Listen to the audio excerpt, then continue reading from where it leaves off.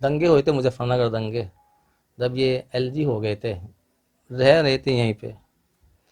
तो जब वहाँ फैमिली को प्रॉब्लम हुई तो कुछ मैंने इनसे कहा, तो एकदम अल्लाह का शुक्र है इन्होंने अपने ताल्लुकात से एकदम वहाँ हेल्प की थी। वहाँ पे इन्होंने बहुत बड़ा, अल्लाह का शुक्र है, इन्होंने रोल अदा किया था, एकदम घेर लिया था गाँव आसपास। तो फोर्स एकदम, कोचिंग का अल्लाह का शुक्र है, पहले से ही मेरी बेटी इंग्लिश में कमज़ोर थी, तो सबसे पहले मुझे पता लगा स्टडी पॉइंट का। तो स्टडी पॉइंट तब वहाँ था खलीलुल्लाह मस्जिद के पास, तो वहीं से ताल्लुकात बन गए थे। बड़ी बेटी ने इंग्लिश का कोचिंग किया था जब तक, फिर उसने आर्ट साइड ले ली थी 11वीं में। उसके बाद तो चारों बेटी जो थी सभी ने हिंद गुरु को और स्टडी पॉइंट में कोचिंग की। मेन तो पहले स्टडी पॉइंट था यहाँ पे, तो उसी का अल्लाह का शुक्र है, उनका बहुत बड़ा एहसान है। उन्होंने मेरे बच्चों को, मैं तो था इनके लिए जैसा पेरेंट था, वो भी एक पेरेंट की तरह ही इन्होंने पढ़ाया इनको सबको बड़े लगाव से। उनके बड़ी खिदमतें हैं इसमें मेरी बच्चों को कामयाब में। चारों बच्ची स्टडी पॉइंट के कोचिंग से ही, वहीं से कामयाब होती हुई, पांचों की पांचों ही बल गए।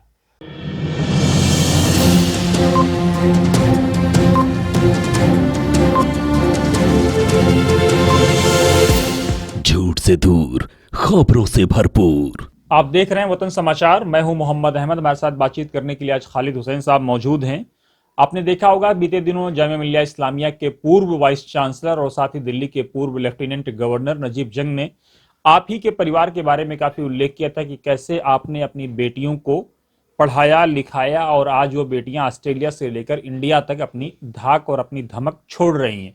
उसी पर हम जानने की कोशिश करेंगे। सबसे पहले तो खालिद साहब वतन समाचार में आपका स्वागत है। खालिद साहब, आप अपनी शुरुआती जिंदगी के बारे में बताएं कि कैसे आप जामिया मिल्लिया इस्लामिया आए, या उससे पहले 87 के दशक में जब मुसलमान पढ़ने के बारे में कब कम सोचता था, तब आपने बीएससी एग्रीकल्चर किया। अस्सलाम वालेकुम। ये सब अल्लाह का शुक्र है, अल्लाह के फजल से, मेरी वालदेन की मेहनत और उनकी दुआओं का असर है कि हम यहाँ तक आए। कोई देहात में पढ़ता भी नहीं था, पूरी गांव में हमारी फैमिली पढ़ने जाती थी। वालदेन को एक बात लग गई थी किसी की, कि उनके यहाँ दोस्त थे हमारे गांव में प्रधान जी, तो उनका पहले बहुत गहरी दोस्ती, फिर थोड़ा मन मुटाव हुआ, तो दूसरे एक एमएलए थे भूतपूर्व, वो रास्ते में चलते चलते बोलने लगे उनसे कि आप नंबरदार फैमिली से हम, कि नंबरदार आप उनका मुकाबला नहीं कर सकते। उनकी फैमिली में आईएएस हैं, आईपीएस हैं, आप एक किसान आदमी हैं, आप कभी तक मुकाबला करोगे उनका। तो वालिद साहब को वही बात ठेस लग गई कि मैं बच्चों को पढ़ाऊंगा, चाहे मैं भूखा रहूं या कुछ भी करूं। उसी मेहनत से उन्होंने हमको पूरी फैमिली को लेकर चला। नदी थी हमारे गांव के बीच में, जहां हम जाते थे 8 किलोमीटर दूर, उसके लिए स्पेशल अरेंजमेंट करा घोड़ा तांगा का, उसमें बैठ के सारे भाइयों को भेजते थे, वहाँ से लाते थे। वो बड़ी मशक्क़त से उन्होंने हमें पढ़ाया, और उन्हीं की दुआओं का असर है कि अल्लाह ने हमें सब कुछ करा सारे भाइयों को। बड़े भाई एग्जीक्यूटिव इंजीनियर थे इग्नू में, उससे छोटे सबसे पहले जॉब उन्हीं की लगी, बाकी वालदेन बीमार रहने लगे, तो उन्हीं की खिदमत की खातिर उन्होंने जॉब छोड़ी। फिर तीसरा नंबर मैं था, मैं यहाँ आया हूँ। 87 में मैंने बीएससी करी। उनका ये था मुझे रुकना नहीं, जो चाहिए मुझे बताओ क्या चाहिए, पढ़ना आगे बढ़ना है। तो उसके बाद मैं अलीगढ़ यूनिवर्सिटी चला गया, वहाँ से डिप्लोमा किया मैंने। फिर अल्लाह का शुक्र अल्हम्दुलिल्लाह, कई जगह से जॉब करते करते मदर डेयरी में रहा, मैं सीबीएसई में भी रहा, इंश्योरेंस एलआईसी में भी रहा। उसके बाद जामे मिलिया आ गया था मैं 91 में। जामिया मिल्लिया इस्लामिया जब आप आए थे उस वक्त जामिया मिल्लिया इस्लामिया काफी बहरान के दौर से गुजर रही थी। ये जी 87 90 का जो दशक था वो जामिया के लिए बहुत चैलेंजेस भरा था।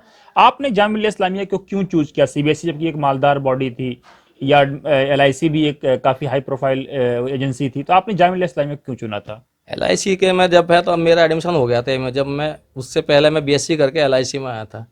उसके बाद मेरा एडमिशन हो गया आई में, वहाँ तो मुझे रोका भी मेरे ऑफिसर ने कि मत जाओ, लोग जॉब ढूंढते हैं, आप कहाँ जा रहे हो नौकरी छोड़ के। बाकी अल्लाह मुझे जॉब पढ़ने का शौक़ था, मैं छोड़ के चला गया था अलीगढ़ यूनिवर्सिटी। वहाँ से डिप्लोमा करने के बाद मैं मदर डेयरी आ गया था। यहाँ अल्लाह का शुक्र है मेरे फील्ड की जॉब थी हॉर्टिकल्चर में, तो मैं यहाँ आ गया था। यहाँ मुस्लिम इदारा था, नमाज का इसका मैं अल्लाह का शुक्र है, पूरी फैमिली नमाजी है, तो नमाज पढ़ने का हर सब जगह इतनी वो नहीं होती सहूलियत। इस शौक़ में कि यहाँ नमाज भी है, रोज़े भी, अपने रोज़गार भी अल्लाह ने दिया, तो इसी। अब बड़ी खालिद साहब, दीन दुनिया दोनों को साथ लेकर के चलना और मालिक के सामने जवाबदेह होना, ये एक बड़ा जाहिर सी बात है, ये बहुत रेयर लोगों के अंदर होता है, वरना फैशन तो बहुत से लोग करते हैं। मेरा एक सवाल आपसे ये है कि जामिया मिलिया इस्लामिया में जब आप 87 में आए या 91 में आए, 91 तो उस वक्त आपकी 28 रुपीज समथिंग आप बता रहे हैं कि डेली वेजेस पे आपकी नौकरी लगी थी, और उसके बाद फिर जामिया मिलिया इस्लामिया में आप परमानेंट हो गए। इस सफर को जरा कुछ बताएं। पहले जब मैं आता तो डेली वेज पे लगे थे, कोई हम 2 महीने रहे, उसके बाद एडहॉक हो गए थे। एडहॉक के बाद ऐसे ही चलते चलते अल्लाह का शुक्र है फिर हम रेगुलर हो गए, वैकेंसी निकली तो रेगुलर हो गए। और रेगुलर जब हुए तो पहली जो सैलरी थी मेरे ख्याल से मुझे याद पड़ता है 2,021 रुपये के आसपास थी पर मंथ की। और लास्ट पे क्या था जामिया में आपका? लास्ट के तो 1 लाख से ऊपर थी 1 लाख से ऊपर थी। टोटल। नजीब जंग के टच में कब आप आए? जो वाइस चांसलर थे ना यहाँ पे, तो हमारा तो काम हॉर्टिकल्चर का, सभी जगह जाते हैं, जो प्रोग्राम होते हैं मेन हमारा होता है डेकोरेशन का, उसका फूलों का। तो अल्लाह का शुक्र है ऐसी जगह पोस्ट है, ये सभी को बुलाते हैं, काम बताते हैं, ये करना, इस फंक्शन का ये करना, जैसे डेकोरेट करना घरों में, उनमें ऑफिस में। तो उसी से ताल्लुकात मुलाकात होती हैं, अपना काम बताते हैं ऑफिसर्स, वो काम पूरा करना होता है। काम पसंद आता है लोगों को तो अल्लाह तो का शुक्र नजीब है। जंग ने कभी आपको अप्रिशिएट किया, हालांकि वो बड़े सख्त किस्म मिजाज आदमी थे? नहीं मिजाज थे, काम नहीं करोगे तो मिजाज सख्ती दिखाई देता है। जब काम जो सोचते हैं आप उससे अच्छा करके दे रहे तो फिर सख्त मिजाज ऑफिसर नहीं रहता। एक ऑफिसर काम चाहता है, वो उससे बढ़िया करके दे रहे हो आप। मुझे तो बल्कि अल्लाह का शुक्र है, वो यहाँ तक कहते थे ये तो आदमी ऐसा है, कोई जुगाड़ कोई काम बता दो कर देता है, चाहे जैसे भी करना होता है। अच्छा, मतलब आप उनके ब्लू आइड बॉय थे एक तरह से। अल्लाह का शुक्र है। लेकिन आप अपनी अपनी आपने ये फैसला किया, खुद भी पढ़े, आपने अपनी पांचों बेटियों को पढ़ाया। इस जरा सफर की कुछ कहानी आप बताएं कि कैसे आपने स्ट्रगल किया, किस इंस्टीट्यूट को चुना, किस यूनिवर्सिटी को चुना, किस कॉलेज को चुना? बच्ची मेरी बड़ी बच्ची पहले जामिया में आ गई थी पहली क्लास में ही, तो उसके बाद उसने यहीं से ग्रेजुएट किया। और जब यहाँ पढ़ने का माहौल देखा तो फिर दूसरी बेटी, दूसरी तीसरी ये सब उसमें देव समाज में चली गई। चौथी बेटी हो तो देव समाज में गया था, फिर मैंने नाम सुना उसका केंद्रीय विद्यालय का, तो उसका एडमिशन वहाँ करा दिया। फिर पांचवी बेटी भी केंद्रीय विद्यालय, 2 बेटी केंद्रीय विद्यालय से पढ़ी हैं, 2 देव समाज मॉडर्न स्कूल से, और एक बेटी जामिया से ग्रेजुएट किया उसने। केवी में आपने कैसे एडमिशन कराया, किसका सहारा लिया आपने? अल्लाह का शुक्र है वहाँ स्टाफ का कोटा होता है, तो उसी से एडमिशन हो गया था अपने आप ही, किसी का सहारे की अच्छा, जरूरत नहीं। सेंट्रल अल्लाह का यूनिवर्सिटी के स्टाफ का कोटा होता है। सेंट्रल यूनिवर्सिटी का स्टाफ का कोटा है, तो उसी से अल्हम्दुलिल्लाह उसी से दाखिला हो गया था। तो आपने क्या उन लोगों ने सिर्फ वहां से पढ़ाई मुकम्मल कर ली, या आपने कोचिंग का भी कोई सहारा लिया इन लोगों के लिए? कोचिंग का अल्लाह का शुक्र है, पहले से ही मेरी बेटी इंग्लिश में कमज़ोर थी, तो सबसे पहले मुझे पता लगा स्टडी पॉइंट का। तो स्टडी पॉइंट तब वहाँ था खलीलुल्लाह मस्जिद के पास, तो वहीं से ताल्लुकात बन गए थे। बड़ी बेटी ने इंग्लिश का कोचिंग किया था जब तक, फिर उसने आर्ट साइड ले ली थी 11वीं में।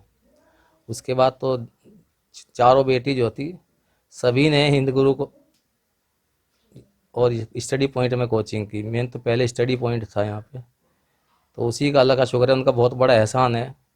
उन्होंने मेरे बच्चों को, मैं तो था इनके लिए जैसा पेरेंट था, वो भी एक पेरेंट की तरह ही इन्होंने पढ़ाया इनको, सबको बड़े लगाव से, उनके बड़ी खिदमतें हैं मैं मेरी बच्चों को कामयाब में। चारों बच्ची स्टडी पॉइंट के कोचिंग से ही वहीं से कामयाब होती हुई, पाँचों की पाँचों ही बल गए। उनका बहुत बड़ा हाथ है, अल्लाह का शुक्र है। ऊपर अल्लाह तो है ही ऊपर, बाकी नीचे स्टडी पॉइंट और हिंद गुरु में ये जो M.Tech B.Tech कर रही है एक लड़की, उसी ने भी कोचिंग JEE की हिंद गुरु से की थी स्टडी पॉइंट में। बाकी वो 11 12 सब उसी में पढ़ा, 9th से ही कोचिंग शुरू कर देती थी सब बेटियां वहीं पर अच्छा, 12th। आपकी इस पूरे सफर में कोई ऐसा चैलेंज, कोई ऐसा टफ टाइम आया हो जब आप हौसला हार गए हो? क्योंकि आपकी धर्म पत्नी का कितना बड़ा रोल था इस पूरे सफर में? धर्म पत्नी तो अल्लाह का शुक्र है, अल्हम्दुलिल्लाह इतनी मेहनत मेरे से ज़्यादा वो सोचते हैं। मैं तो सो भी जाता हूँ, बच्चों को पढ़ते पढ़ते थक जाते हैं, बाकी वो तब तक जागते हैं जब तक बच्चे ना सो जाएं। ये 12 बजे 2 बजे 1 बजे तक अब भी जागते रहते हैं, और फिर सवेरे उठना इनके स्कूल की तैयारी, उसका भी बहुत बड़ा वो है योगदान इन बच्चों के में। अल्हम्दुलिल्लाह सभी ने मिलकर एक यूनिट जॉइंटली, जो सबकी मेहनत है, अल्लाह ने उसका रंग वो दिखाया मेहनत का। नहीं, कोई ऐसी चीज कभी, क्योंकि देखिए पति पत्नी में खट्टे मीठे वाकयात भी होते हैं, लड़ाइयाँ भी होती हैं, नेचुरल है। तो कभी कुछ ऐसी चीजें हुई हों जो कई बार आदमी हौसला हार जाता है, चलो यार छोड़ो, घर भागो, बहुत हो गया अब? नहीं नहीं, अल्लाह का शुक्र है, ऐसा नौबत नहीं आई कभी कि आपस में ऐसा हो कि घर छोड़ो। अल्हम्दुलिल्लाह ऐसी कभी कभी ऐसा नहीं आया? कोई ऐसा चैलेंज, कोई ऐसा टफ टाइम जब जब आदमी हौसला हार जाता है? अल्हम्दुलिल्लाह ऐसे नहीं हारा, हौसला तो आज तक नहीं हारा मैं। नहीं, अभी अब तो आपकी जिंदगी जीने का टाइम आया है, राइट टाइम अब तो आया है आपके पास। हाँ, रिटायरमेंट कब आपका हो रहा है? हो गया मेरा जनवरी में। अच्छा, जनवरी में आपका रिटायरमेंट हो गया। जनवरी में हो गया। तो बाकी ग्रेजुएटी वगैरह भी सब आपने निकाल लिया, अभी जामिया के पास ही है? नहीं, मिल गई ग्रेजुएट वगैरह सब आ गई। सब आ गई। तो बेटियों को बराबर हक दिया आपने, या मतलब उसमें भी डंडी मार गए? नहीं, अभी डंडी कहाँ, अभी तो बटा ही नहीं है, अच्छा, इन्हीं का हक है सारा। अच्छा, अभी बताइए। हाँ, जी। तो आपके पास तो माशाल्लाह सिर्फ बेटियां ही बेटियां हैं, तो बेटियां। मिराज का भी कोई बड़ा मसला नहीं है? नहीं, सब इन्हीं का है, मिराज तो कोई नहीं। सब इन्हीं का है। कोई ऐसी चीज जो आप हमारे दर्शकों को दे पाएं, या नजीब जंग साहब का कोई ऐसा एहसान आप बता पाएं, या और भी किसी का आपकी जिंदगी में? क्योंकि देखिए, हर आदमी एक दूसरे से जुड़ा हुआ होता है, हर आदमी एक दूसरे को सपोर्ट करता है, कहीं कोई किसी को सपोर्ट कर रहा होता है। कोई ऐसी चीज जिससे आने वाली नस्लों को, आने वाले लोगों को इंस्पायरेशन मिले? सभी का ऐसा कोई वो नहीं, बाकी नजीब जंग साहब का एक वैसे तो काम तो करते ही थे ऑफिशियली, बाकी एक दंगे हुए थे मुजफ्फरनगर दंगे, जब ये एलजी हो गए थे, रह रहे थे यहीं पे, तो जब वहाँ फैमिली की प्रॉब्लम हुई तो कुछ मैंने इनसे कहा, तो एकदम अल्लाह का शुक्र है इन्होंने अपने ताल्लुकात से एकदम वहाँ हेल्प की थी। वहाँ पे इन्होंने बहुत बड़ा, अल्लाह का शुक्र है, इन्होंने रोल अदा किया था, एकदम घेर लिया था गाँव आसपास, तो फोर्स एकदम इन्होंने वहाँ भिजवाई थी अपने ताल्लुकात से, जैसे भी किया वो सब ऑफिसर्स ने। खालिद साहब, और भी कोई, अगर आप कोई बात हमारे दर्शकों से आप शेयर करना चाहें, कोई ऐसी माँ बाप, आपने बताया कि आपकी ज़िंदगी चैलेंजेस भरी रही, माँ बाप को आपके ललकारा गया, उस ललकार का नतीजा ये है कि शोलों से एक, कांटों से, शोलों से एक फूल खिला, जो आज जिसकी बेटियां दुनिया को रोशन कर रही हैं। अल्लाह का शुक्र है, ऐसा तो भूल गया क्या कह रहे थे आप। कोई ऐसी चीज़ जो आप बता पाएं हमारे दर्शकों को, जो उनके लिए भी फ़ायदेमंद हो? सबसे पहले एजुकेशन ही कहूँ, बच्चों को पढ़ाओ। एक स्टडी पॉइंट साहब इनका एक नारा है, आधी रोटी खाएंगे बच्चों को पढ़ाएंगे, तो उस पर गौर हम करें, अल्लाह ताला का शुक्र है। तो समाज में सुधार के लिए एजुकेशन बहुत ज़रूरी है, तो बच्चों को पढ़ाई पे अपना सब ध्यान दें, उसी से हम समाज में आगे, देश में तरक्की में अपना योगदान दे सकते हैं। बहुत शुक्रिया हमसे बात करने के लिए। शुक्रिया।